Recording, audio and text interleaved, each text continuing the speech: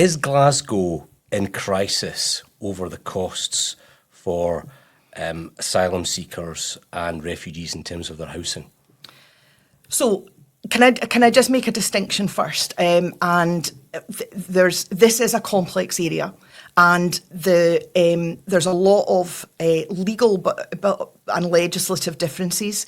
So for asylum seekers, no. Because we don't have responsibility for asylum seeker accommodation, haven't done for a very, very long time. That's a Home Office contractor who does that. In Scotland, it's Mears, and they have accommodation, most of which will have been former private rented accommodation. We don't have asylum hotels in Glasgow.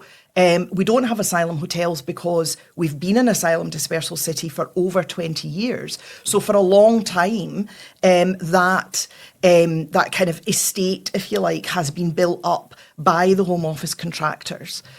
So the asylum seeker accommodation doesn't cost the council, doesn't cost the city anything.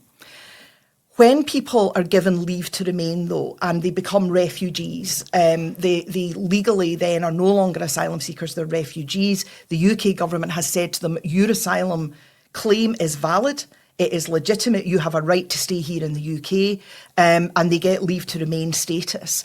At that point, they're essentially put out of their Home Office accommodation. They're evicted from, and in some cases, place where they've lived for quite a long time. Now, in the past, that's been a relatively manageable process for us in Glasgow. It's been a pressure, don't get me wrong. It's not been without its difficulties, but it's been a manageable process. The majority of people who become refugees at that point, they do come to the council and register as homeless with us. They become just part of our general homeless population. They don't get any special treatment or different treatment from someone who's become homeless in another way. Somebody who's lived in Glasgow their entire life and has lost their home for, all the many reasons that homelessness can affect people. So they're not treated any differently. They just become part of our homeless population, and we provide the same statutory service for them as we would for anyone else. And in Scotland, that means that we get a roof over your head. Ideally, we get you into permanent accommodation as quickly as possible, but we get a roof over your head and get you into temporary accommodation in the first instance. And that's our duty towards everyone who's homeless in the city, who registers as homeless in the city.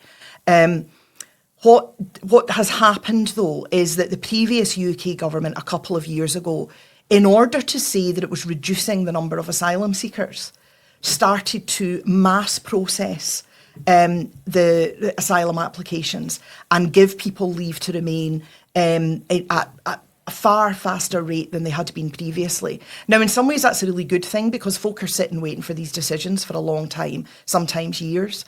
But they weren't putting any additional support in place, and they weren't changing that thing of making people homeless and putting them out of their accommodation. So instead of maybe dozens, a manageable numbers of folk throughout the year, we were suddenly getting hundreds of people who had leave to remain in the UK coming to us and saying, I'm homeless, I need somewhere to stay.